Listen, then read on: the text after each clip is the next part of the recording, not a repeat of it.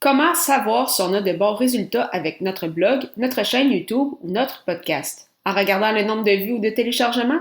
C'est un bon indicateur, mais c'est loin d'être le seul. Je vous en livre 3 autres dans les prochaines minutes. Les médias sociaux en affaires est votre rendez-vous hebdomadaire pour en connaître davantage sur les différents réseaux sociaux et les plateformes de création de contenu dans un contexte d'affaires.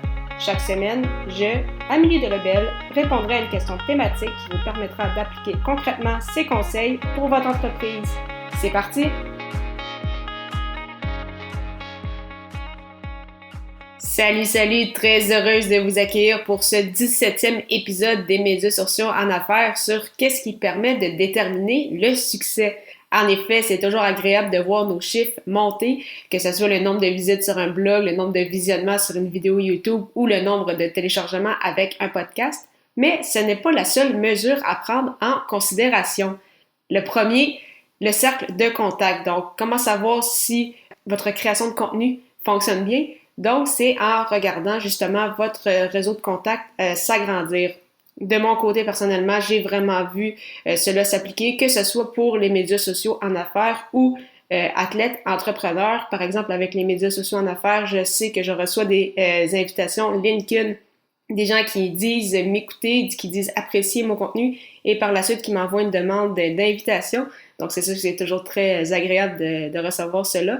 Et pour athlètes entrepreneurs, le podcast m'a grandement permis de rejoindre des gens, de discuter avec eux, de passer du temps avec des gens qu'au départ auraient été tout simplement inaccessibles, que ce soit Tina Poitras, Steve Bégin, Mark Griffin, Alexandra Wozniak, des gens qui sont maintenant dans mon réseau, que ce soit sur LinkedIn et même Facebook.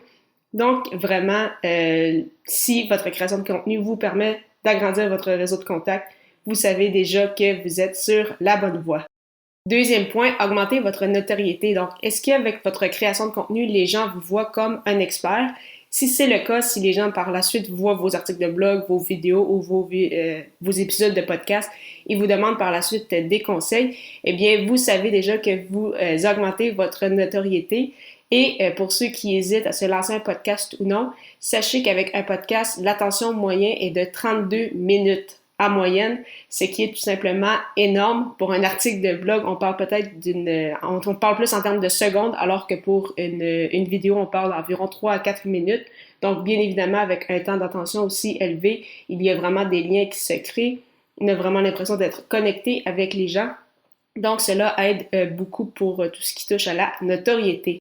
Finalement, troisième point pour savoir si votre création de contenu a du succès, bien évidemment en faisant des ventes, que ce soit des produits ou services. Si les gens achètent de vous, bien évidemment, cela démontre la confiance qu'ils ont envers vous comme individu. Donc, c'est quand même déjà un très très bon signe que peut-être que vous n'avez pas nécessairement le nombre de téléchargements que vous souhaitiez ou le nombre de visites, mais si des gens achètent de vous, ça démontre que ce que vous faites, c'est bien et que ça va juste y aller en s'améliorant. Et c'est bien sûr souvent justement l'objectif principal qui est défini en lien avec votre création de contenu. Si vous souhaitez justement en savoir un peu plus davantage sur comment bien définir vos objectifs. J'en avais fait mention à l'épisode 12, alors pour l'écouter, simplement vous rendre au ameliedelebel.com/E majuscule 012. Alors, de mon côté, personnellement, je sais que je peux aider des gens, donc soit qui me posent des questions justement en lien avec la création de contenu, avec le podcast ou avec les réseaux sociaux en général, mais également, j'ai remarqué que les gens ont confiance en ce que je propose, en ce que je dis, grâce à mon affiliation donc avec mon hébergeur Blueberry. Vous l'avez certainement déjà entendu parler. Donc, de savoir que les gens me font confiance et utilisent également cet hébergeur-là à la suite de ma recommandation, je sais au moins que les gens qui m'écoutent donc ont confiance en ce que je dis et c'est sûr que ça fait toujours chaud au cœur de voir cela. Donc, en résumé, oui, les téléchargements, le nombre de visites, c'est très intéressant, mais il y a également d'autres statistiques ou d'autres éléments à regarder, soit votre cercle de contact qui s'agrandit, que ce soit sur vos réseaux sociaux ou en général, si les gens vous voient comme un expert dans votre milieu, et bien sûr, si vous faites des ventes, que ce soit de vos produits ou services.